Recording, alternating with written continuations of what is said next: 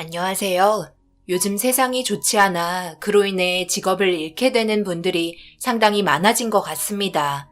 제 주위에도 벌써 많은 분들이 어쩔 수 없이 집에서 시간을 보내야 할 정도로 일자리가 없는 게 현실입니다.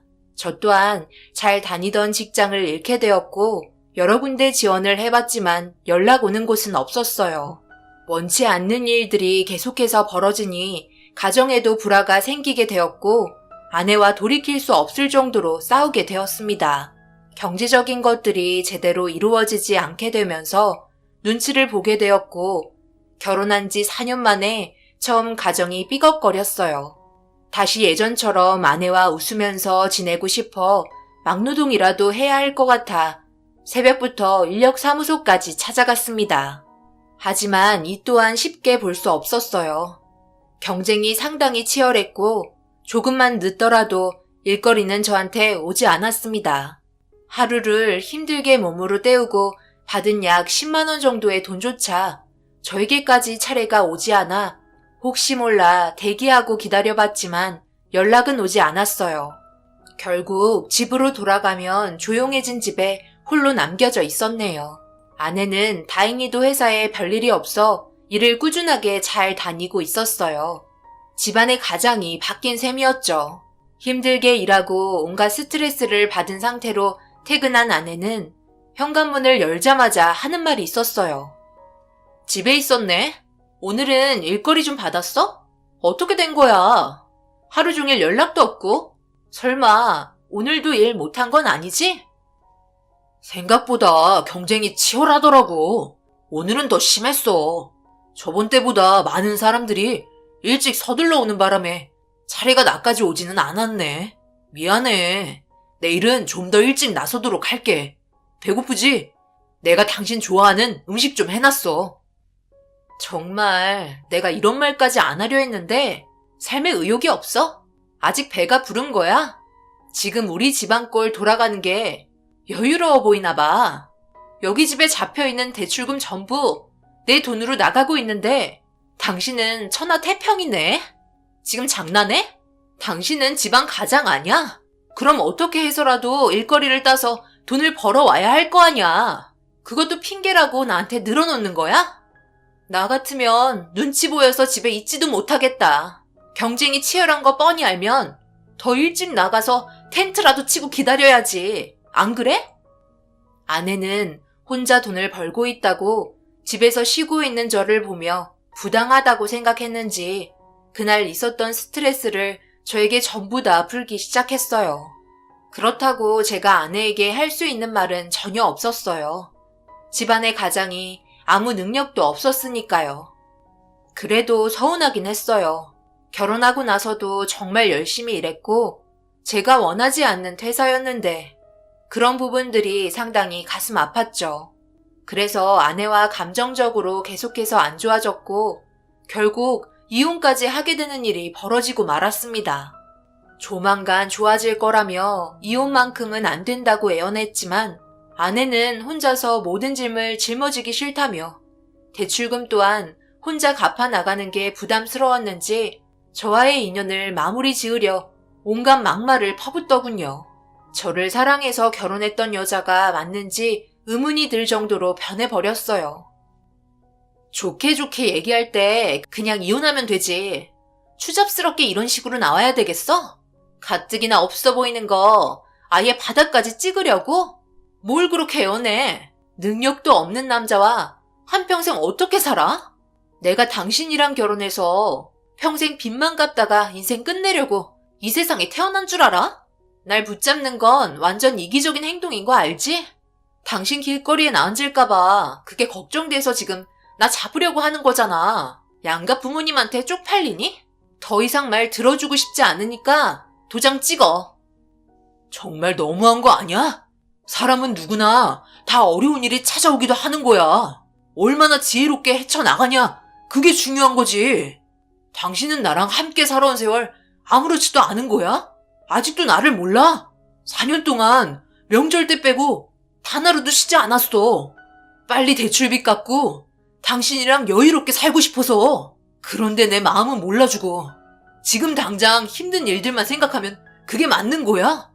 이력서 정말 많이 넣었으니까 조만간 연락 올 거야. 그러니까 너무 극단적으로 생각하지 마.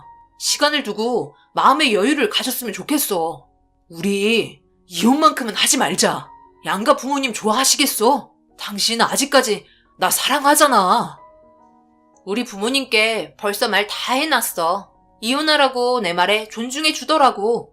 이 문제는 감정적으로 버틸 문제가 아니래. 현실을 보라고 얘기하셨어. 한 번뿐인 인생 낭비하지 말라고 하시던데? 그리고 나 당신한테 마음 떠난 지 오래야. 더 이상 말 섞기도 싫으니까 빨리 도장 찍어. 나도 일 처리하는 거 상당히 귀찮거든? 더 이상 서로 상처 주지 말자. 알겠지? 아내와는 더 이상 대화를 이어나갈 수 없었고 장인어른과 장모님이 아내의 편을 들어주면서 상황을 더 악화시킨 거에 대해 화가 많이 난 상태였습니다. 그렇다고 제가 난리치면 좋아질 게 뭐가 있겠어요. 현실은 아무런 능력 없는 나이만 먹은 백수인데요. 제가 아내를 데리고 살 수 있는 능력도 없는 존재라는 걸 인정하고 결국 이혼 서류에 도장을 찍었어요. 그리고 모든 재산을 처분하고 아내와 갈라서게 되었습니다. 저희 부모님도 이런 일이 닥친 거에 대해 가슴 아파하셨고 아내에게 많이 서운해하셨어요. 어쩌겠어요. 모두 제 탓인걸요. 결국 혼자 살아보겠다고 처분할 거 싹 정리한 뒤에 새롭게 다시 시작하려고 원래 살던 지역이 아닌 다른 지역의 동네를 알아보기 시작했어요. 아내와의 기억 전부를 잊어버리고 싶었습니다. 그리고 고민 끝에 알아본 곳은 가격도 상당히 저렴하고 있을 건 웬만해서 다 있는 고시원이었어요. 살던 집에 비하면 엄청나게 작은 공간이었지만 많은 사람들이 자리 잡고 지내고 있는 모습을 보니 저도 괜스레 용기가 났어요. 최대한 돈을 아끼는 게 주 목적이었거든요. 그렇게 집주인에게 비용을 지불하고 짐을 풀었습니다. 2달이 뻗을 정도의 작은 공간이었지만 살만했어요. 불편한 게 있다면 아무래도 화장실과 세탁실이었어요. 공용으로 쓰다 보니 기다리는 일이 다반사였습니다. 세탁기는 아주 늦은 시간 사용도 할 수 없어서 불편할 때가 많았어요. 그래도 제일 마음에 위안이 되었던 건 식사는 걱정하지 않아도 될 정도로 준비가 잘 되었습니다. 밥과 김치는 기본이었고 라면과 계란 또한 무상으로 제공이 되었어요. 끼니는 확실하게 해결할 수 있었기 때문에 돈을 절약하기에는 너무나 좋은 곳이었습니다. 처음에 고시원 들어왔을 때 이렇게까지 살아야 하나 싶었지만 저보다 더 젊은 사람들도 먹고 살기 위해 고시원 생활을 하는 거 보면 확실한 동기부여가 되었어요. 그렇게 저도 새로운 지역에서 새로운 공간을 받아들이고 살아가다 보니 자연스럽게 이쪽 생활에 물이 들었고 같은 공간에서 지내는 몇몇 분들과 친해질 수 있는 기회도 있었습니다. 비슷한 나이대에서 여러 가지 정보도 얻을 수 있어서 만족하며 제 삶을 다시 일으켜 세우기 위해 열심히 살았어요. 새벽만 되면 남들보다 일찍 일어나 현장으로 출근 도장 찍었죠. 결혼을 하고 일을 구할 때는 눈치가 너무 보여 힘들었지만 이혼을 하고 새로 시작된 삶에 있어서 그런 것들 신경 안 써도 되니 너무 편하고 좋았습니다. 그렇게 한 달쯤 지났을 시점에 식당에서 라면 하나를 끓이고 있는데 저를 빤히 바라보고 있는 시선이 느껴져 뒤를 돌아보니 집주인분께서 이상한 눈빛으로 바라보고 있었어요. 어색한 웃음으로 인사를 건넸는데도 무표정한 얼굴로 저를 계속 바라봤고 그 시선이 불편하게 느껴져 일부러 회피하기 시작했습니다. 한참 동안 제 얼굴을 바라보고는 어디론가 사라지셨고 별의별 생각이 다 들더라고요. 라면을 2개 끓여서 그런 건지 아니면 계란을 3개 넣어서 그런 건지 밥을 많이 퍼서 그런 건지 눈치가 보이니 이상한 생각이 계속해서 들었고 찝찝했습니다. 하지만 저도 정당하게 돈을 내고 고시원 시설을 이용하는 거기 때문에 당당하게 저녁 식사했습니다. 집주인과 한 달을 넘게 지내면서 얼굴 마주친 건 손가락에 꼽힐 정도로 적었고 인사한 적은 더 적었어요. 저보다 한 10살 정도는 많아 보였어요. 그런데 저를 빤히 바라봤을 때 그때의 눈빛은 뭔가 슬퍼 보였고 무언가를 말하고 싶은 것 같았습니다. 하지만 그건 제 생각일 뿐 괜한 오해를 살 수가 있어서 오지랖인 것 같아 그냥 넘어갔어요. 확실하지 않은 건 건드리지 않는 게 최선의 선택이니까요. 꽤 오랜 기간 고시원에서 살아가는 동안 면접도 여러 군데 보았고 때마침 괜찮은 곳에서 연락이 왔습니다. 그렇게 일자리를 겨우 구하게 되면서 고시원과의 생활도 정리를 해야 할 때가 오게 되었어요. 집주인이 항상 저녁 늦게 들어오는 걸 알기 때문에 그 시간까지 짐을 하나둘 정리하기 시작했어요. 일하는 곳에 기숙사가 있었거든요. 그런데 밖에서 인사하는 소리가 들리길래 문을 열고 고개를 내밀어 보니 집주인이 도착했더라고요. 정리하던 짐 마저 끝내고 가면 될 것 같았어요. 한 30분 정도 시간이 흐른 뒤 집주인이 계신 방으로 올라갔어요. 그리고 노크를 하려고 하는데 방에서 흐느끼는 소리가 들리더라고요. 순간적으로 문을 두드리려 했던 손이 멈추게 되었고 무슨 일인지 몰라 그 자리에 서서 기다리게 되었습니다. 아무래도 분위기가 좋아 보이지 않아 다시 계단으로 내려갔어요. 어느 정도 진정이 필요해 보이는 것 같았습니다. 다음날 얘기해도 되는 거기 때문에 급할 필요는 없었어요. 그런데 주방에서 나이 좀 드신 분들이 술을 드시고 계셨고 대화하는 소리를 듣게 되었는데 집주인은 안타까운 사연을 가지고 있더라고요. 눈물을 흘린 이유를 알 수 있었어요. 참 안 됐어. 지 엄마랑 열심히 고시원 관리하면서 살았었는데 어떻게 그런 일이 생겼는지 참. 그래도 자네가 빠르게 대처해줘서 목숨은 건질 수 있었잖나. 자네가 발견하지 못했다면 벌써 이 세상에 없는 존재였어. 한두 달 남았다고 했나? 자기 엄마를 떠나보내야 한다는 게 아직 와닿지 않겠지. 누구나 한 번쯤은 겪어야 하는 인생길이지만 생각보다 너무 빨리 온 것 같아 마음이 아프네. 말기암이 웬 말인가. 세상에 나쁜 놈들은 잘 먹고 잘 살고 있는데 왜 저렇게 착한 사람들은 빨리 떠나버리는 건지. 이 세상 참 불공평한 것 같네. 그녀의 어머니께서 몸이 안 좋다는 걸 알게 되었었고 그것 때문에 눈물을 흘리며 흐느끼고 있었어요. 대충 들었지만 저 또한 가슴이 아팠습니다. 사랑하는 사람을 떠나보내야 한다는 게 제일 힘든 일이겠죠. 제 아내는 저를 사랑하지 않아서 떠나버렸는데 참 별의별 사연을 겪고 있는 분들이 많다는 걸 고시원에 살면서 많은 걸 느꼈어요. 그렇게 다음날 저는 아침 일찍 집주인을 만났고 그래도 전날 밤 한참 동안 눈물을 흘려서 그런지 어느 정도 마음이 진정된 것 같아 보였어요.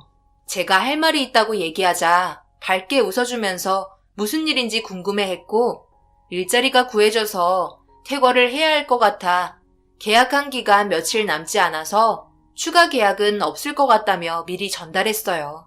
그런데 그 말을 듣자마자 얼굴 표정이 어두워지더라고요. 아무 말 안 하고 고개를 떨구고 있었습니다. 무슨 고민이 있는 게 분명했지만 제가 전달한 말에 알겠다며 수긍했고 집주인은 마저 하던 일을 끝내려고 몸을 돌렸어요. 저도 어색한 분위기를 느끼며 계단을 내려가 방으로 들어왔습니다. 그리고 다음 날부터 출근해야 될 회사에서 전화 한 통이 왔고 준비해야 될 물건들과 서류들에 대해서 대화를 하고 있었어요. 그런데 누군가 문을 두드렸고 통화를 하면서 열어보니 집주인이 무언가 할 말이 있는 듯 보였어요. 그래서 잠시만 기다리라며 마저 통화를 끝내고 문 열어드렸습니다. 조심스럽게 제 방으로 들어왔고 쉽게 말을 꺼내지 못하길래 제가 먼저 입을 열었어요. 무슨 할 말이 있으신 거예요? 이런 말 해도 될지 모르겠지만 저번에 제가 주방에서 라면 끓여 먹을 때부터 저에게 할 말이 있어 보였는데 제 생각이 맞는다면 부담 갖지 마시고 편하게 이야기하세요.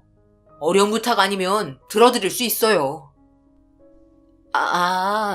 그때부터 눈치채고 계셨구나. 여기 고시원에서 생활하시는 분들 대부분이 나이가 많은 분들이라서 저에게는 젊은 분이 필요하거든요.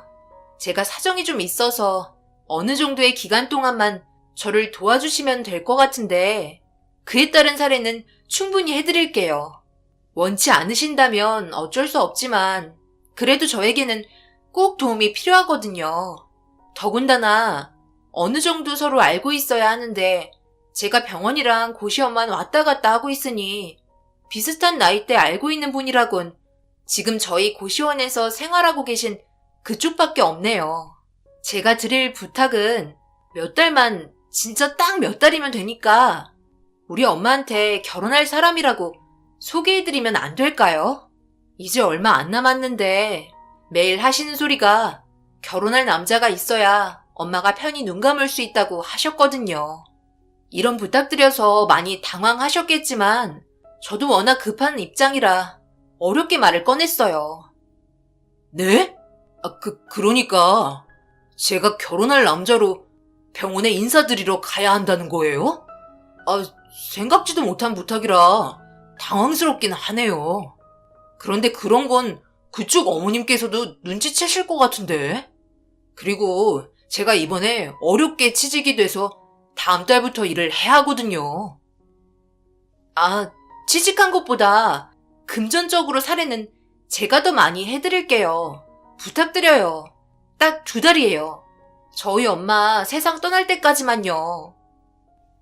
그리고 여자가 저에게 흰색 봉투 하나를 건넸고 조심스럽게 건네받아 봉투 안에 있던 내용물을 확인해 보니 안에 들어있던 건 돈이었어요. 계약금이라며 1,000만 원이 들어있었습니다. 그리고 엄마가 세상 떠날 때까지 함께 있어준다는 조건과 혼인신고까지 해야 된다는 것까지 해서 나머지 2억 9천을 주겠다며 엄청난 조건을 내밀었어요. 그 말을 듣는데 한참 동안 집주인을 바라봤어요. 얼마나 간절했으면 거절하기 힘들 정도로 큰 돈을 건네는 건지 그때 엄청 당황스러워했죠. 결정적으로 제가 주방에서 라면을 끓여 먹으려 했을 때 빤히 쳐다본 건 자기 엄마가 생각하는 사윗감의 첫인상이 저와 비슷하다며 제 인생의 2달, 많게는 3달 정도의 기간을 돈으로 사려 했어요. 정말 많은 금액이었고 저는 거절할 이유는 없었습니다. 그녀에게는 솔직하게 얘기했어요. 전에 결혼을 1번 했었지만 이혼한 지 얼마 되지 않았다며 괜찮냐고 물어봤어요. 하지만 그녀는 그런 것들은 전혀 문제 삼지 않았습니다. 그렇게 그녀가 원하는 부탁을 들어주기로 결정하게 되었고 처음으로 그녀의 어머님을 뵐 수 있었어요. 상태는 정말 상당히 심각해 보였습니다. 제가 봤을 때 2달이 아닌 1달도 버티지 못할 정도로 위태로워 보였어요. 그녀는 엄마를 부르며 자기 왔다고 힘들어 보이는 어머님을 깨우기 시작했고 눈을 떠 고개를 돌려 그녀를 바라보며 웃고 있었습니다. 그런데 저와 눈이 마주치게 되면서 눈빛으로 누구냐고 물어보고 계셨어요. 그녀는 갑자기 저에게 팔짱을 끼더니 좋은 남자라며 자기에게 엄청 잘해주고 많은 사랑을 주고 있다고 말하기 시작했어요. 어색한 웃음으로 어머님께 인사를 건넸고 저를 바라보고 있던 눈빛은 온화해 보이셨어요. 대화를 할 수 있는 상태는 아닌 것 같아 저 또한 그녀가 부탁한 조건에 최선을 다하기 위해 어머님 손을 잡아주며 몸 회복하시는데 힘쓰라며 위로해 드렸습니다. 그리고 걱정스러워 하실까봐 제가 그녀의 눈에 눈물 흘리지 않게 지켜주겠다며 안심시켜 드렸어요.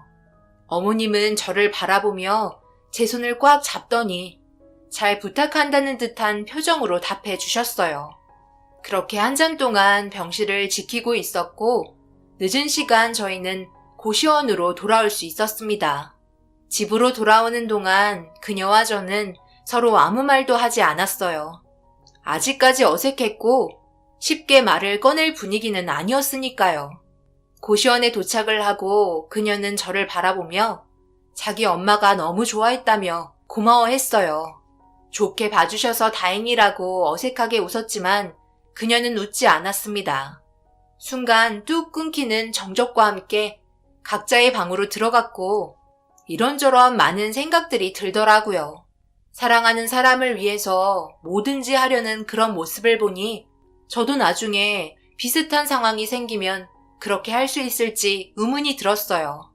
그날 하루가 고됐는지 금세 잠이 들었고 저는 그녀와 함께 거의 매일을 어머님이 계신 병원을 찾았습니다. 그런데 그런 반복된 일상을 가지다 보니 저에게 한 가지 문제가 생기기 시작했어요. 순간순간 착각하기 시작했죠. 그 이유는 그녀가 부탁한 혼인신고를 하고 난 이후부터 저도 모르게 좀 더 적극적으로 어머님에게 다가간 것 같아요.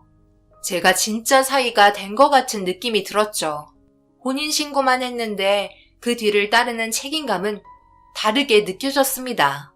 어차피 해야 하는 거 최선을 다해 2달의 기간 동안 사이로서 최선을 다했고 어머님은 저와 그녀의 사이를 계속 지켜보고 싶으셨는지 2달이 지나고 3달쯤 되었을 때 눈물을 흘리며 제 손을 꽉 잡고 세상을 떠나셨습니다. 그런데 그 3달이라는 기간이 정말 짧은 시간인데 벌써 정이 들어버린 건지 어머님이 떠나실 때 감정이 수그러들지 않아 많은 눈물을 흘렸어요. 그녀 또한 오열하며 정신적으로 힘들어하고 있었죠. 그렇게 장례식까지 모두 끝이 나고 그녀와 저와의 계약은 종결이 되었습니다.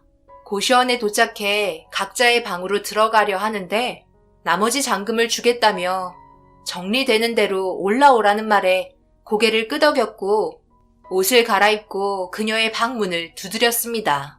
그녀는 계속해서 눈물을 흘렸는지 눈시울이 붉어져 보였어요.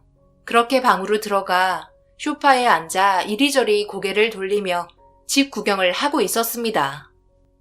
아, 죄송해요. 요즘 너무 힘들어서 집 정리를 제대로 하지 못했어요. 많이 지저분하죠? 이제 할 일도 다 끝이 났으니 다시 새롭게 시작하는 마음으로 고시원도 정리하려고요.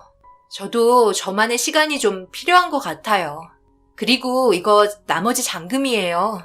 그동안 정말 고생 많으셨어요. 밤낮 안 가리고 저희 엄마 간호해 주셔서 많은 도움이 된 것 같아요. 전혀 돈 아깝다고 생각해 본 적 없고 정말 사이처럼 저희 엄마 대해 주셔서 감동받았었어요. 함께 했던 기억 절대 잊지 못할 거예요. 감사했습니다. 그녀의 목소리에서 많은 떨림이 느껴졌어요. 아무래도 어머님을 떠나보낸 시간이 얼마 되지 않아 감정이 조절되지 않는 것 같았어요. 그런 모습을 지켜보고 있으니 참 안타까웠습니다. 그리고 위로해주고 싶었어요. 저희는 각자 원하는 걸 얻기 위해 선택한 길이었지만 법적으로는 부부였습니다. 그래서 저도 모르게 그녀의 어깨를 쓰다듬어 줬고 하염없이 눈물을 흘리게 해줬습니다. 그녀는 저에게 그날만큼은 혼자 있는 게 너무 힘들다며 하룻밤만 함께 해달라고 요청했고 그 말을 저도 거절하지 않았어요. 그렇게 그녀와 함께 밤을 보냈습니다. 저도 어머님을 떠나보내고 기분이 좋지 않았거든요. 어색한 분위기였지만 함께 있는 게 서로에게 위로가 되었고 그녀는 어색한 분위기를 깨고자 차 한 잔 건넸습니다. 그런데 조용한 분위기 속에 그녀가 뭔가 답답한지 몸을 계속 비틀기 시작했어요. 식은땀을 흘리며 배를 움켜쥐고 있더라고요. 그리고 식탁에 놓여있던 알약을 급하게 삼켰고 방으로 들어갔습니다. 힘들어하는 목소리가 거실에까지 들리길래 걱정되는 마음에 노크를 했어요. 그런데 아무런 대답이 없길래 뭔가 이상이 생긴 것 같아 문을 활짝 열었고 그녀는 정신을 잃은 상태였습니다.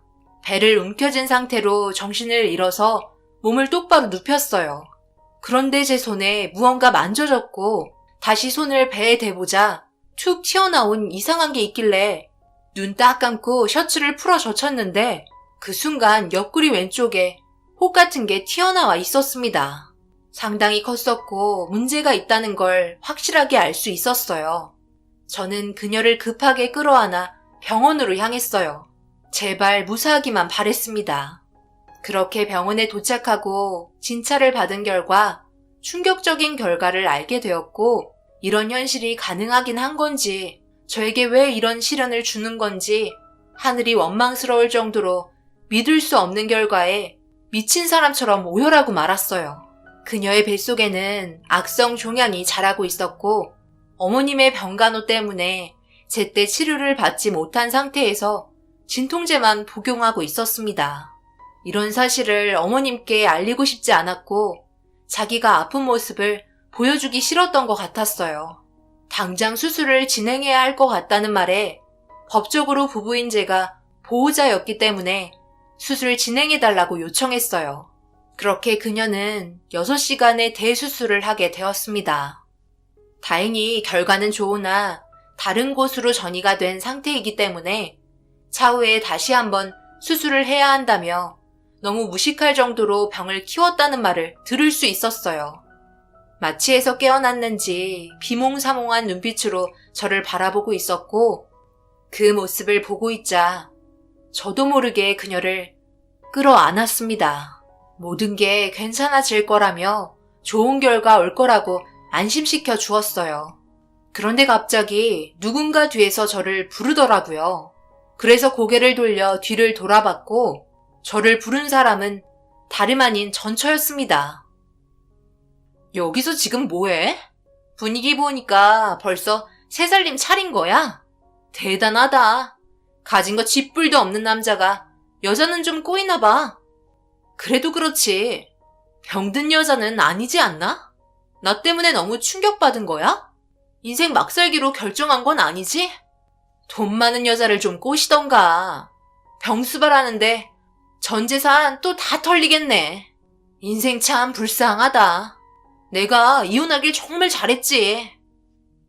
말 좀 가려서 하지 그래. 그리고 이제 남남인데 왜 아는 척하는 거야? 신경 끄고 갈 길 가지 그래. 네가 본 것처럼 우리는 법적으로 부부이고 나는 지금 너랑 함께 살았을 때와 다르게 아주 행복하게 살고 있어. 네가 우리 부부 인생 함부로 말하는 건 선을 넘었다고 생각하는데 그래서 너는 지금 행복하냐? 말투 보니까 인생 참 막막해 보인다. 내가 사랑하는 아내가 지금 아프니까 심기 건들지 말고 당장 나가라. 2번 말하게 하지 마. 참는 것도 한계가 있으니까. 전처는 아마 제가 화내는 모습을 처음 봤을 거예요. 전처와 결혼 생활하면서 막말을 한 적은 없었거든요. 상황의 심각성을 모르고 생각 없이 막 뱉는 말에 저도 모르게 화가 치밀어 올랐습니다. 무서운 눈빛으로 전처를 바라보니 당황했는지 병실에서 나갔고 힘겹게 누워있는 그녀를 향해 제가 가진 마음이 진심이라는 걸 손을 꼭 잡으면서 알려줬어요. 서로 아무 말 하지 않았지만 느낌으로 알 수 있었습니다. 그리고 전처는 알고 보니 장모님이랑 장인어른이 교통사고로 꽤나 큰 수술을 받아 금전적으로 많은 돈을 쓴 것 같았어요. 2분 다 회복하기는 힘들 것 같다는 말을 듣게 되었습니다. 같은 병원에 있는 것도 기분이 나빴지만 오다 가다 마주치면서 제가 전처보다 그녀에게 쏟고 있던 애정이 더 컸기 때문에 질투의 눈빛으로 바라보고 있었어요. 저는 그녀에게 받은 3억을 치료비에 쓰면서 고시원도 대신 관리해주며 최대한 몸이 빠르게 회복되길 도와주었습니다.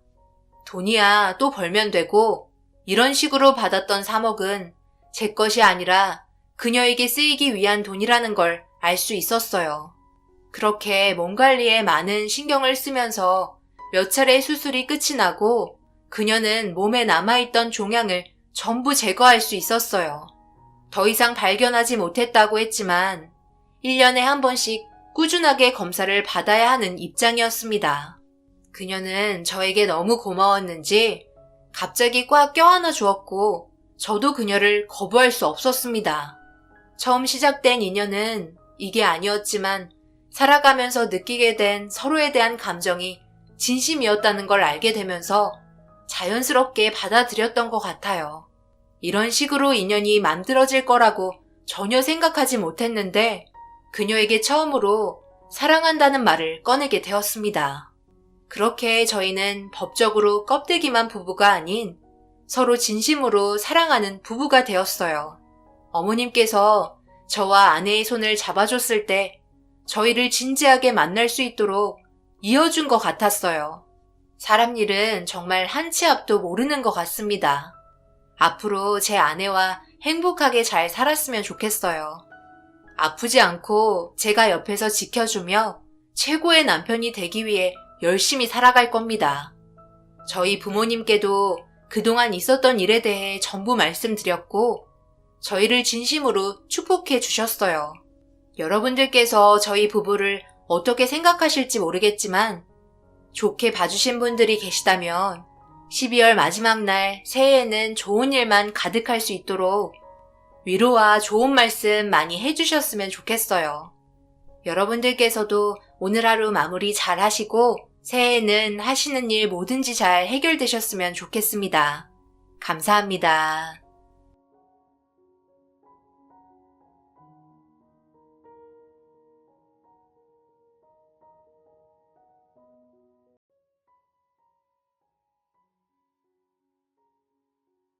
안녕하세요. 저는 청주에 살고 있는 41살 여자입니다. 제가 이곳에 사연을 올리게 될 거라곤 전혀 예상하지 못했는데 막상 저에게도 안 좋은 상황이 닥치게 되니 어디에 하소연할 곳도 없고 그렇다고 지인들에게 얘기하자니 그동안 멍청하게 살아왔다는 거 광고하는 꼴 같아 익명의 힘을 빌려 이곳에 도움을 받아보고자 합니다. 제가 30살에 결혼을 했으니 남편 얼굴 보며 지지고 볶으며 살아왔던 세월이 10년이 지나 버렸네요. 최근에 겪은 일을 생각하면 정말 최악의 삶이었었고 제가 선택한 실수를 바로잡기 위해 그 사람을 무너뜨려야만 했어요. 남편과 결혼 1년 만에 아이를 가질 수 있게 되었고 집안의 경사가 되어버렸죠. 언제나 제 곁을 지켜주겠다던 남편을 믿고 함께하면서 너무 행복했어요. 그리고 의사가 되기 위해 노력하는 남편의 뒤에서 온갖 수발은 다 들며 최선을 다해 내조했었죠. 그리고 남편의 꿈인 의사가 된 이후 동네에 개인 병원을 차렸고 모든 것들이 잘 되고 있었습니다. 시댁 집안과 저희 집안의 재산 상태는 비슷했어요. 시부모님께서도 남편이 의사가 되기까지 많은 것들을 지원하고 계셨죠. 없는 형편에서 한 사람을 의사로 만드는 건 정말 쉬운 게 아니었어요. 그래도 노력한 만큼 좋은 결과가 뒤따라줘서 앞으로 남은 인생 저희 가족 모두 행복한 시간만 가질 수 있을 거라 생각했었습니다. 하지만 시간이 지나면 지날수록 조금씩 다른 방향으로 흘러가기 시작했어요. 예미야, 너 이리 좀 와봐라. 지금 여기에서 뭐 하는 거야? 내가 병원에 이런 식으로 오지 말라고 몇 번이나 얘기했었는데 옷차림이 이게 뭐니? 의사 남편을 뒀으면 품격 있게 행동해야 된다고 내가 몇 번이나 말을 했었는데 구걸하는 사람처럼 여기저기 해진 옷을 입고 병원에 나타나면 어쩌자는 거야? 아들이랑 점심 먹으러 들리면서 발견해서 다행이지. 만약 이 꼴을 간호원들이 보기라도 하면 자기 마누라 옷 한 벌 안 사주는 악덕 평원장으로 볼 거 아니야. 왜 이렇게 생각이 없어? 뭔가 오해가 있으신 것 같은데요. 어머님, 제가 갑자기 급하게 온 이유는 재민 아빠가 집에다 서류 하나를 놓고 왔다고 해서 최대한 빨리 와야 할 것 같아 준비도 못하고 온 거예요. 저도 화장하고 이쁘게 치장한 다음 오고 싶었는데 제가 노는 것도 아니고 집에서 아이 보며 육아하는 상황이라 그게 안 되잖아요. 그래서 저도 웬만해선 그냥 병원에 안 오는 게 좋을 것 같아 발도 들이지 않아요. 그 서류 이리 내놔라. 그래도 세수는 하고 와야 되는 거 아니야? 거지도 아니고 동네 사람 보는데 창피해서 네가 내 며느리라고 어디에서 말도 못하겠다. 내 아들 좋다고 하도 따라다녀서 어쩔 수 없이 받아주긴 했었지만 너는 시간이 지나면 지날수록 애가 어쩜 이렇게 품격이 없는 건지. 돈 벌면 뭐해? 꾸밀 줄 몰라서 이 모양 이 꼴로 살고 있는데. 어머님, 정말 서운해요. 저는 뭐 이렇게 살고 싶어서 사나요? 하루 종일 집안일 하면서 재민이 봐야 하고, 그러다 보면 그의 퇴근 시간 맞춰서 저녁도 준비해야 돼서 집 밖을 거의 나갈 수가 없어요. 저도 여자인데 이렇게 살고 싶겠어요? 그리고 재민 아빠가 저를 쫓아다닌 거지. 제가 먼저 접근한 거 아니에요. 그동안 저도 그의 의사 만들려고 시간과 돈 아껴가면서 똑같이 고생하고 세월 보냈어요. 그러니 너무 안 좋은 쪽으로만 보려고 하지 마시고 지금 제 상황을 한번 살펴주세요. 시모는 더 이상 듣고 싶지 않다며 교육도 제대로 못 받은 제가 가르치려 든다고 화를 내시더니 손에 들고 있던 서류를 가로채듯 뺏어 버리셨어요. 그리고 저를 상당히 불쾌하다는 눈빛으로 바라보셨습니다. 그 사이 식사를 끝낸 간호사분들이 병원 쪽으로 걸어오자 시모는 저를 보여주는 게 창피했는지 급하게 비상계단 쪽으로 밀어 넣으셨고 문을 닫으시면서 계단으로 내려가라며 한심하다는 시선으로 바라보셨어요. 살면서 이런 대접을 받아본 것도 처음이었지만 남편이 의사가 되기 전에 시모가 저를 딸처럼 아껴주셨던 따뜻한 모습들은 어디에도 찾아볼 수가 없었어요. 그저 저는 시댁 집안의 암적인 존재처럼 짐스러워 하시기 시작하셨죠. 시모에게 제일 많이 느끼고 있었던 건 단물 다 빠졌으니 이제 내치고 싶어 하신다는 느낌이 많이 들었었어요. 그래도 저는 남편이 잘 될 수 있게 뒤에서 정말 많은 노력을 해왔고 시간을 쏟았기 때문에 시모가 저를 함부로 할 수 있는 권한은 없었습니다. 그리고 남편은 언제나 저를 한결같이 사랑해 주었고 변함없는 모습을 보여줬었어요. 그렇기에 힘든 부분들이 있어도 참고 넘어갈 수 있었습니다. 어찌됐든 시모가 저에게 상처를 줬던 말들은 한 귀로 흘려버린 채 1층으로 내려왔는데 남편과 딱 마주치게 되었어요. 그런데 남편 옆에 찰싹 붙어있는 한 여자가 똑같은 아이스 커피를 들고 저에게 경계하는 눈빛을 보내길래 남편에게 처음 보는 사람인데 누구냐고 물어봤습니다. 이번에 같이 일하게 될 상담 실장님이셔. 여긴 어쩐 일이야? 서류 준다고 했었지. 병원에 놓고 나오는 거야? 어머님이 지금 병원에 계셔. 그래서 전해드리고 들어가는 길이야. 오늘은 일찍 들어오는 거야? 저녁은 어떻게 하게? 어머니가 병원에 계신다고? 그럼 이따가 나올래? 같이 저녁이라도 먹게. 당신 재민이 보느라고 힘들었을 거 아니야. 나는 좀 피곤해서 그냥 집에서 쉬는 게 좋을 것 같아. 그럼 어머님이랑 저녁 먹고 들어와. 그럼 이따가 봐.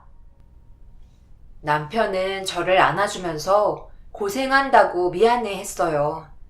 언제 어디서나 장소를 가리지 않고 저에게 많은 사랑을 주려 하는 남편의 모습은 심적으로 안정감을 주었어요. 시모에게 받은 상처도 금방 잊을 수 있을 만큼 큰 힘이 되었습니다. 그런데 남편 옆에 있던 새로 들어온 상담 실장이란 여자가 신경이 안 쓰이는 건 아니었어요. 저보다 많이 젊어 보였고 남자가 좋아할 만한 옷과 애교도 많아 보여 분명 끼가 많아 보이는 여자였습니다. 하지만 최대한 신경 쓰지 않으려 노력했어요. 남편에겐 무럭무럭 자라고 있는 아들 재민이가 있었고 조강지처인 제가 옆자리를 지키고 있었으니까요.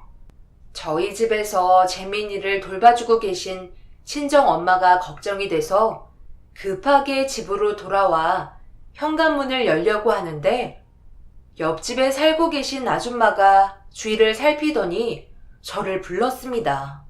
주변을 상당히 경계하면서 저에게 빨리 오라고 손으로 재촉하시길래 무슨 할 말이 있으신 것 같아 옆집 아줌마한테 다가갔어요. 그런데 핸드폰을 켜더니 사진 한 장을 보여줬고 그 장면을 확인한 순간 너무 놀라 비명을 지를 뻔한 입을 틀어 막았습니다. 아줌마는 복도에서 대화하는 게 꺼려졌는지 저를 아줌마 집에 데리고 들어왔어요. 일단 찬물부터 마시고 진정하는 게 좋을 것 같아. 내가 지금까지 쭉 지켜봐왔었는데 재민 엄마가 너무 착하고 순진해서 아무것도 모르는 것 같아. 어떤 상황인지 알려줘야 할 것 같아서 참다 결국 부른 거야. 나도 남의 집 가정사에 참견하는 거 좋아하지 않지만 그동안 우리 집에 나눠준 반찬이며 가끔 부업 일손 부족할 때 도와줬던 게 고마워서 알려주는 거야. 그런데 전혀 이런 사실을 몰랐어? 표정 보니까 아예 모르고 있었나 보네. 그렇게 둔해서 앞으로 이 험난한 세상 어찌 살아가려 그래? 아직 나이도 젊은데 하루빨리 새 출발하는 게 좋지 않겠어? 재민 엄마만 모르지. 동네 사람들은 벌써 소문이 자자하다고. 만약 재민이 때문에 마음이 걸린다면 초장에 확실하게 잡아. 그렇지 않으면 이런 일 또 생긴다고. 충격적인 사진 한 장에 믿을 수 없어 결국 눈물을 흘리고 말았어요. 한 번도 의심해본 적 없던 남편이었는데 안과 밖이 다른 이중적인 모습에 너무 소름이 돋았고 앞으로 어떻게 살아가야 할지 막막했습니다.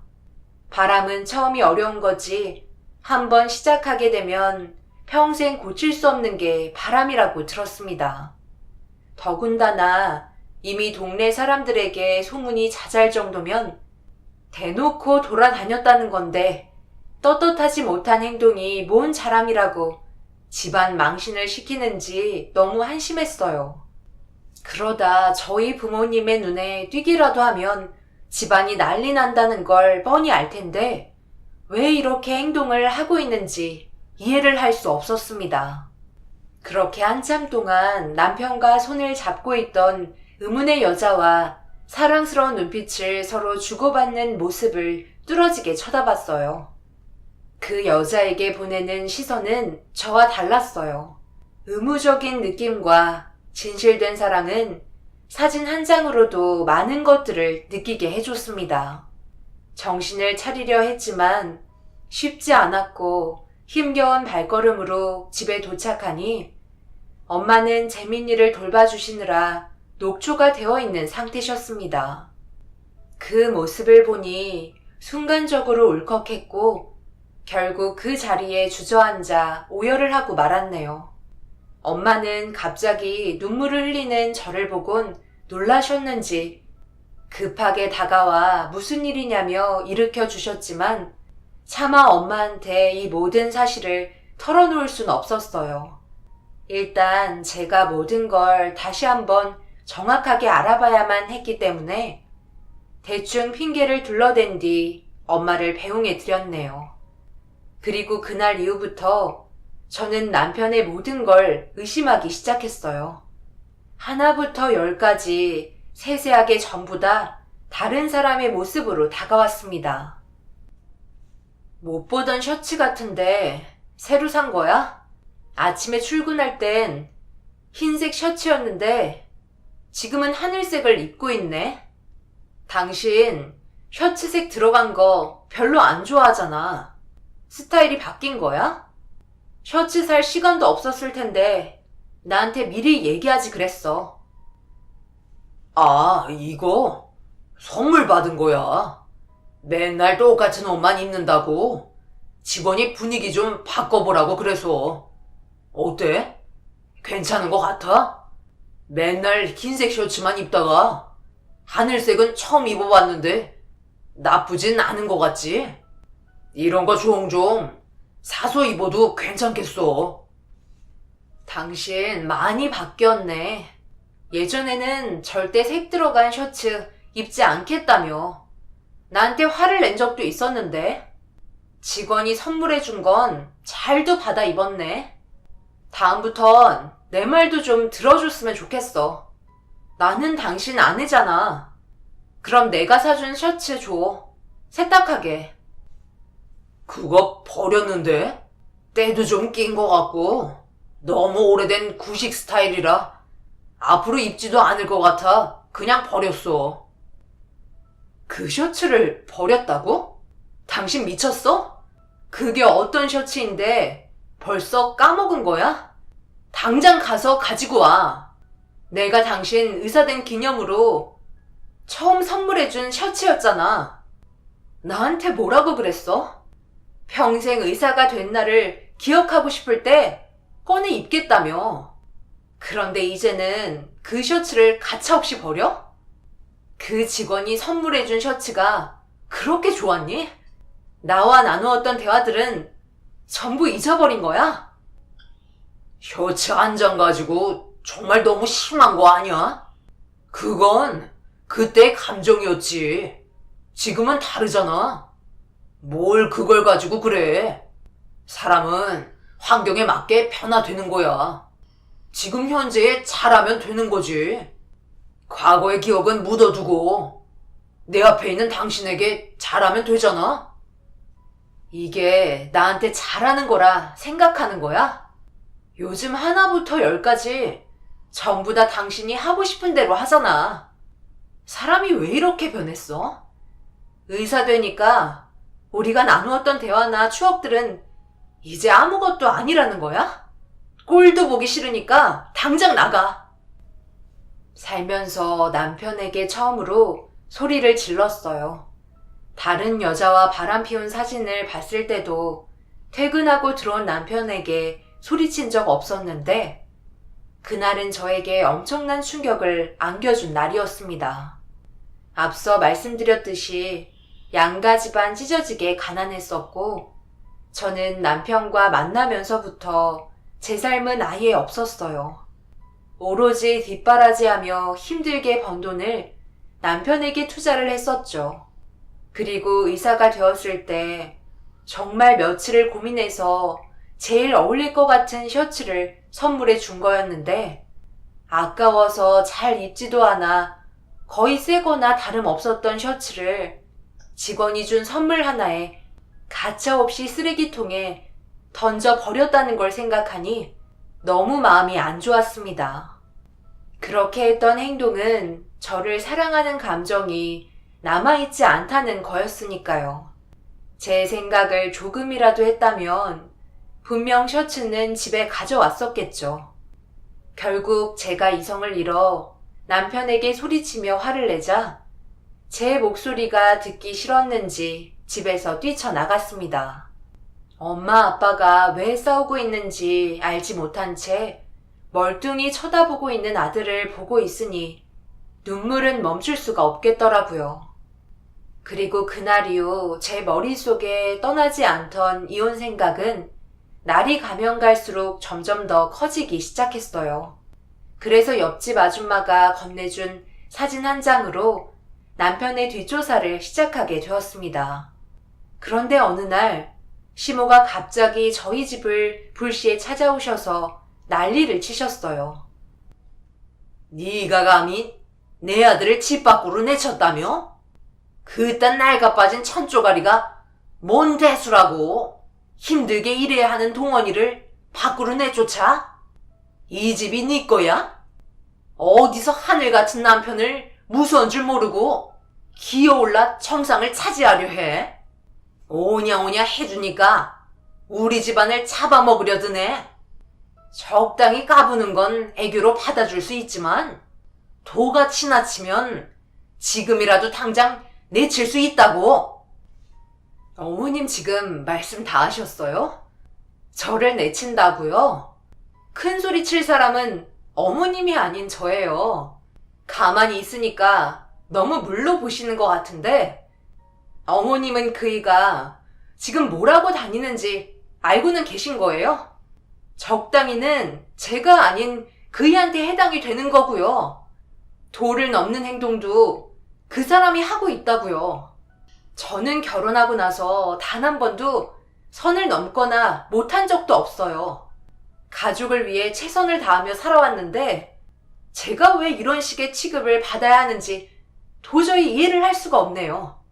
이걸 보시고도 저한테 큰 소리 칠 수 있으세요? 보시니까 어떠세요? 이제야 어떻게 돌아가고 있는지 감이 좀 잡히세요? 그이가 가정을 깨트리려 다른 여자와 동네에서 대놓고 놀아나고 있다고요. 저한테 증거가 이거 하나뿐이라고 생각하시진 않으시겠죠? 시모도 처음 알게 된 사실이었는지 얼굴이 하얗게 질렸고 분위기는 순식간에 반전이 되었습니다. 분명 여러 가지 생각을 가지고 계신 것 같았어요. 저를 어떤 식으로 대응해야 할지 머리 굴리시는 소리가 제 귀에까지 들릴 정도로 눈동자가 심하게 흔들리셨네요. 동네 병원이라 안 좋은 소문이 계속해서 돈다면 분명 사람들도 찾지 않을 테고 그렇게 된다면 의사 생활하는데도 문제가 있을 거라 생각하셨는지 그 자리에서 남편에게 전화를 하셨습니다. 그리고 잠시 뒤 허겁지겁 현관문을 열고 들어온 남편은 다짜고짜 제 앞에서 무릎을 꿇었고 모든 사실을 인정했어요. 한순간의 잘못된 행동이었기 때문에 기회를 달라며 고개를 숙였습니다. 순간의 실수였어. 제발 믿어줘. 지금까지 우리가 믿고 살아온 세월이 있는데 딱 한 번의 실수는 눈 감아줄 수 있는 거잖아. 동원이 넌 미쳤어? 내가 절대 책 잡히는 일은 하지 말라고 했지? 힘들게 의사 면허 따서 그걸 이런 식으로 이용해 먹어? 우리 집안의 먹칠한 행동은 하지 말라고 분명 말했었는데 어쩜 너희 아빠랑 하는 짓이 똑같이 한평생 여자 때문에 나를 그렇게 못살게 굴고 세상을 떠나더구먼. 이제는 너까지 엄마를 속썩이는 거야? 당장 이 사진 속에 있는 여자 잡아오거라. 아주 잠깐 서로에게 흔들리긴 했지만 그렇다고 깊은 관계까지 들어가진 않았어요. 여보, 나 믿어줄 수 있지? 재민이 걸고 지금 내가 하는 말 전부 사실이야. 그냥 서로 몇 번 데이트한 것 말고는 없다고. 이 말이 거짓이면 시키는 건 뭐든지 다 할게. 그러니까 딱 한 번만 용서해줘. 누구나 인생을 살다 보면 실수할 수 있는 거잖아. 당신은 날 믿어줘야지. 그래? 지금 당신이 한 말이 전부 거짓이면 시키는 거 뭐든지 다 할 거라고? 그럼 지금 당장 내 앞에서 영상 찍어. 나도 증거 하나는 남겨둬야 하지 않겠어? 믿어줄 테니까 방금 했던 말 똑같이 다시 해봐. 그럼 내가 더 이상 추궁하지 않을게. 남편은 알겠다며 고개를 끄덕였고 저는 곧바로 핸드폰으로 남편의 말하는 내용을 전부 촬영했습니다. 그리고 더 이상 아무 말도 하지 않았어요. 눈물까지 흘린 남편의 등을 사정없이 내려친 시모는 제 얼굴을 제대로 쳐다볼 수 없으셨는지 급하게 집으로 돌아가셨습니다. 이혼을 하게 된다면 금전적인 손해도 상당하겠지만 의사 이미지가 추락하는 걸 시모는 원하지 않았어요. 그리고 그날 이후부터 남편과는 각방을 사용했고 재민이와도 거리를 두게 만들었습니다. 본인이 잘못한 걸 인정하는지 쥐죽은 듯 한동안 조용했어요. 매일 칼같이 퇴근했고 개인적인 시간 또한 사용하지 않았습니다. 무슨 생각을 가지고 있는지 확실하게 알지 못하는 상태에서 남편의 행동을 유심히 지켜보았고 그렇게 서로의 감정이 예민해진 상황에서 하루하루 살얼음판을 걷고 있는데 누군가 갑자기 초인종을 쉬지 않고 누르고 있었어요. 그래서 밖의 상황을 살펴보니 옆집 아줌마가 저를 다급하게 부르며 빨리 나오라고 재촉하셨습니다. 뭔 일인가 싶어 현관문을 열자마자 옆집 아줌마에게서 충격적인 말을 듣게 되었고 서둘러 남편의 병원으로 향했어요. 갑자기 찾아온 저를 보고 많이 놀란 간호사분들이 당황하고 있었는데 예전에 남편 옆에 아이스 커피를 들고 있던 상담 실장이 보이지 않더라고요.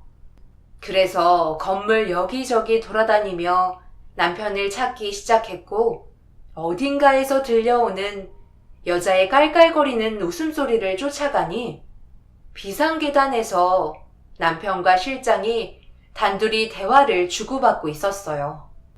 최대한 몸을 낮춰 둘의 대화에 귀를 기울였고 손이 부들부들 떨릴 정도로 남편은 그 실장에게 제 험담을 하고 있었고 그걸 듣고 있던 여자는 배꼽을 잡고 웃고 있었습니다. 정말 한심한 여자야. 내가 지금 참고 있는 건 내 아들 때문에 그런 거지. 자식만 없었어도 바로 이혼했어. 의사가 된 게 전부 자기가 노력해서 된 줄 착각하고 있다니까. 내가 그만큼 노력했기 때문에 지금 이 자리에 있을 수 있는 건데 혼자서 다른 세상 살고 있는 것 보면 정말 한심하고 답답하다. 최 실장도 그때 봤지? 그게 사람이냐? 내가 의사인데 옷꼬락서니 봤지? 아무리 내가 서류가 급하다고 해도 기본적인 건 해야 될 거 아니야? 전혀 심장에 두근거림도 없고 여자로 느껴지지가 않아. 그냥 때 되면 밥 차려주는 가정부 같은 느낌인 거지. 그러니 내가 한눈 안 팔게 생겼어. 충족을 못 시켜주고 있잖아. 교육도 제대로 못 받은 문외아라. 대화도 안 통해. 내 삶의 활력소는 유라 너뿐이다. 내가 너 말고 누구를 만나겠어? 조금만 기다려. 상황 정리되면 유라 너는 의사 남편이 생기는 거라고. 근데 정말 원장님 마누라 같은 여자가 봐도 질리게 생겼더라고요. 그게 여자예요? 머리만 기른 남자지. 여자는 나처럼 여우 같은 맛이 있어야 남자를 휘어잡을 수 있는데 그렇게 하지 못한 것도 전부 자기 탓인 걸 모르나 봐요.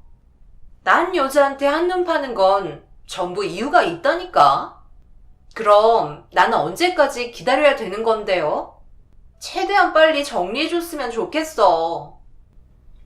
둘의 대화를 들으며 모든 걸 촬영하고 있는 제 자신이 너무 불쌍해 보였어요. 이런 삶을 살려고 남편에게 인생을 바친 게 아닌데 제가 안 보인다고 이런 곳에서 질 떨어지는 대화를 하고 있는 두 사람을 도저히 용서할 수 없었습니다. 그날 남편에게 아주 손톱만큼 남아있던 정도 전부 지워버릴 수 있었어요. 옆집 아줌마 아니었음 이런 것도 모른 채 멍청한 삶을 보내고 있었겠죠. 그리고 그날 저녁 남편과 정리가 될 때까지 재민이를 친정 부모님께 맡겼어요. 안 좋은 모습까지 보여주고 싶지 않았습니다. 남편은 제가 왔다 갔다는 걸 간호사분들에게 들었는지 늦은 저녁 시간이 돼도 집에 들어오지 않더라고요. 더 이상 신경 쓸 필요도 없어 제 할 일을 하면서 남편을 무너뜨릴 준비를 묵묵히 하고 있었습니다. 그렇게 새벽 시간이 되자 조심스럽게 현관문을 열고 남편이 들어오더라고요. 소파에 앉아있는 저를 보곤 화들짝 놀라며 말을 더듬기 시작했어요. 아직 안 잤어? 오늘 직원들 회식이라 어쩔 수 없이 시간을 보내줘야 할 것 같아 좀 늦었어. 미리 연락 못해서 미안해. 그래? 좀 늦었네. 사정이 있었겠지. 피곤할 텐데 씻고 들어가서 자. 그런데 지금 들고 있는 그건 뭐야? 아, 이거? 내일 직원 한 명이 생일이거든. 그래서 열심히 일하라고 서프라이즈 선물 하나 준비했지. 서프라이즈 선물로 샤넬백을 선물해 주나 봐. 당신 병원에 다니는 직원들은 좋겠어. 그런 선물도 받고. 내가 이럴 줄 알고 당신 것도 하나 준비했지. 질투할 줄 알았다니까. 이래서 여자들은 달래줘야 돼. 이것도 정말 고민 많이 해서 결정한 거야. 당신은 거의 집에만 있잖아. 나갈 일도 없는데 비싼 거 사봤자 쓰지도 않을 것 같아서 실용적인 걸로 구매했다고. 이것도 명품인 거 알지? 이참에 머리 좀 정리될 수 있고 좋잖아. 애 돌보는데 지저분하고 답답하잖아? 그래서 머리핀이 당신에게 제일 적합할 것 같아 주는 거야. 내가 이렇게 센스가 좋다니까. 어때? 마음에 들어? 그러니까 나는 집에만 있고 살림만 하니까 그런 명품 가방은 필요 없다는 거야? 그리고 이거 뭐야? 신경 써서 고른 거라더니 사은품이라고 택에 적혀있네? 지금까지 단 한 번도 쉬지 않고 당신 수발만 들었는데 고작 사은품 머리핀 하나 받을 수 있는 거구나. 남편은 당황했는지 급하게 화장실에 들어가 상황을 모면했어요. 예전에 했던 말이 기억나더라고요. 남편이 의사가 되면 제가 가지고 싶은 모든 건 다 사주겠다고 했던 그때 입이 닳도록 했던 말은 전부 거짓이었고 고작 사은품 머리핀 하나 받으려고 이 고생을 했나 후회가 밀려왔어요.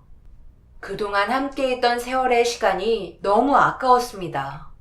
분명 남편이 들고 왔던 샤넬백은 그 실장에게 줄 게 뻔했지만 저는 화장실에서 나온 남편에게 자존심 다 버리고 샤넬백을 줄 수 있냐고 물어봤어요. 처음엔 당황한 듯 보였지만 그 정도의 명품백 쉽게 살 수 있을 정도의 재력은 있으니 기분이라며 선뜻 저에게 넘겨주었습니다. 제가 샤넬백을 받고 싶은 이유는 다른 목적이 있었거든요.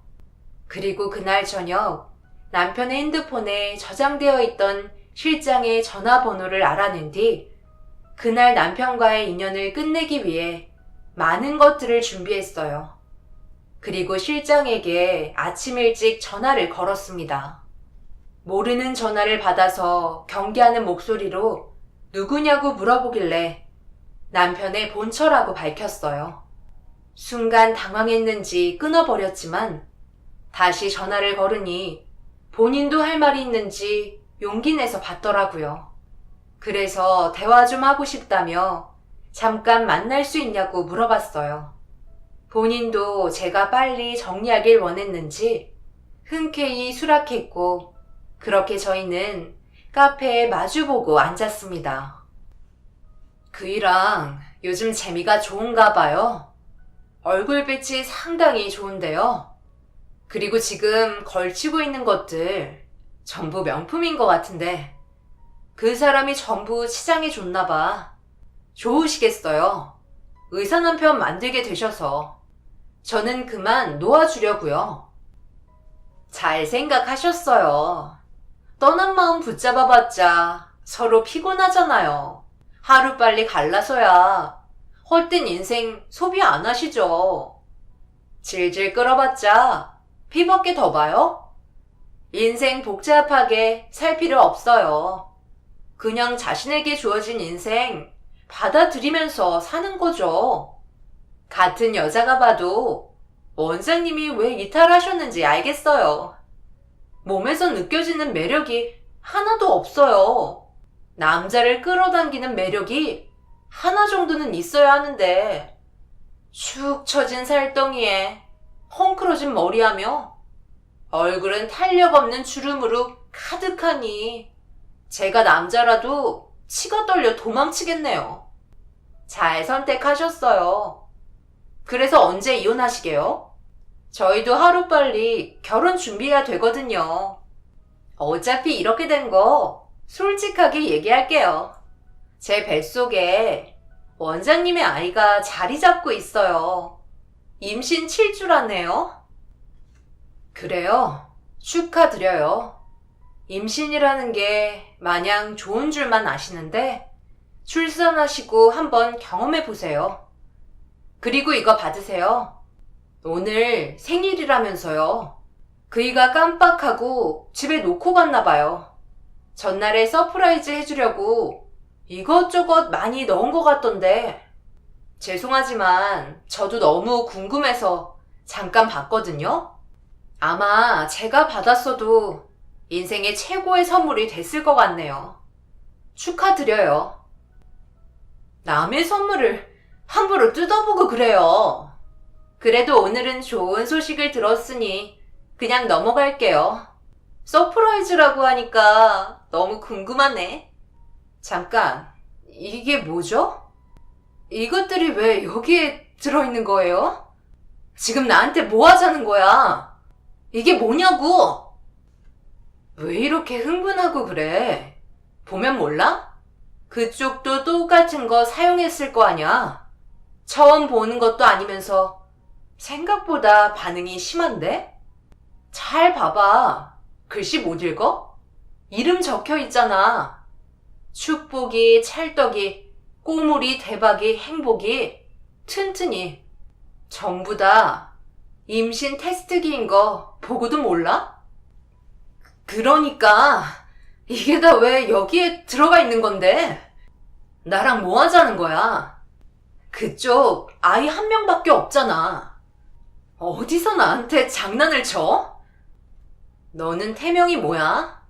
너까지 합쳐서 7의 자식을 만들어버린 거야? 그놈도 정말 대단하지. 완전 고삐 풀린 망아지잖아? 의사 되더니 완전 쓰레기가 되어버렸네. 나는 본처인데 너는 7번째 첩밖에 안 되는 존재네. 가지고 놀기 위한 놀이개에 불과한 존재. 정말 한심하다. 의사라고 침 질질 흘리며 달려들더니 결국 너의 인생도 별것 없는 것 같다. 너 위에 있는 첩들이랑 싸워서 내 자리를 꼭 차지하길 바래. 그럼 나는 할 말 다 끝난 것 같으니까 앞으로의 인생 잘 만들어 보렴. 그 여자는 테이블에 놓인 임신 테스트기를 보고 비명을 질러댔어요. 그리고 밖으로 나가려던 저를 밀치고 어디론가 미친 듯이 빠른 걸음으로 이동하기 시작했어요. 안 봐도 비디오였죠. 남편의 병원에 찾아가 난리를 칠 게 뻔했습니다. 그동안 자신을 통제하지 못한 남편은 의사의 타이틀을 이용해 주변에 꼬이는 여자를 쳐내지 않고 전부 받아들이고 있었어요. 그리고 임신 테스트기가 점점 하나씩 쌓여가기 시작했죠. 아무한테도 말하지 못한 비밀이 터지게 된 거였어요.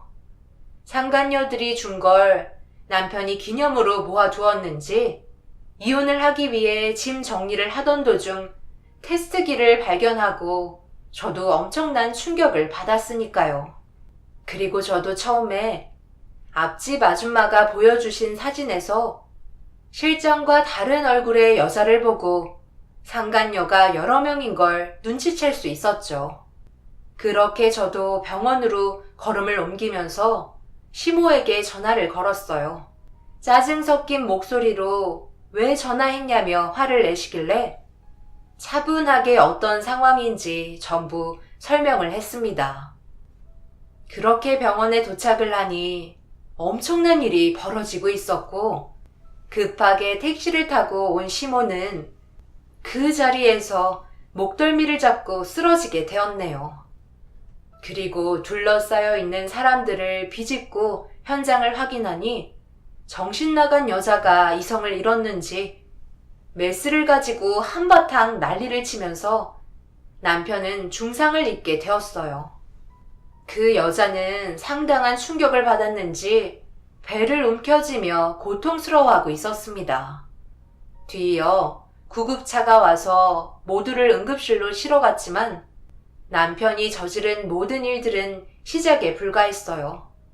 이 소식을 듣게 된 다른 첩들이 줄지어 응급실로 들어왔고 서로 몸싸움을 벌이며 병원은 난장판이 되고 말았습니다. 그 이후 남편과 저는 이혼을 하게 되었어요. 제가 가지고 있는 증거물들을 제시하면서 친자 포기각서까지 전부 받아내게 되었죠.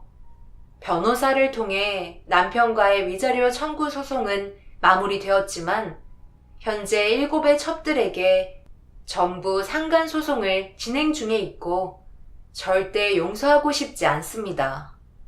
각자의 부모님들이 저에게 찾아와 용서를 빌고 있지만 본인들이 선택한 인생 제가 봐줄 이유가 전혀 없죠. 그리고 남편은 난동을 부린 여자 때문에 한쪽 눈이 실명 위기에 처하게 됐다고 하는데 아마 의사 생활은 더 이상 할 수 없을 것 같아요. 시모도 완전 정신이 나간 상태라 병원에 입원해 있다는 소식을 들었습니다. 제 모든 걸 쏟아부어 행복하게 살기 위해 달려온 길은 저를 암흑의 길로 빠뜨렸던 길이었어요. 제가 받은 아픔 전부 돌려줘서 지금은 어느 정도 마음이 편한 것 같지만 제 아들 재민이만 보면 눈물이 앞을 가리네요. 앞으로 재민이가 점점 커가면서 아빠를 찾을 텐데 어떤 식으로 대응을 해야 할지 모르겠어요. 그게 제일 걱정입니다. 여러분들께서 앞으로 제가 어떤 식으로 살아가면 좋을지 답을 주셨으면 좋겠어요. 재민이가 무슨 잘못이 있겠어요. 최대한 상처받지 않았으면 합니다. 여러분들의 소중한 의견 기다리고 있을게요. 언제나 가정의 평화가 함께 하시길 바랍니다. 감사합니다.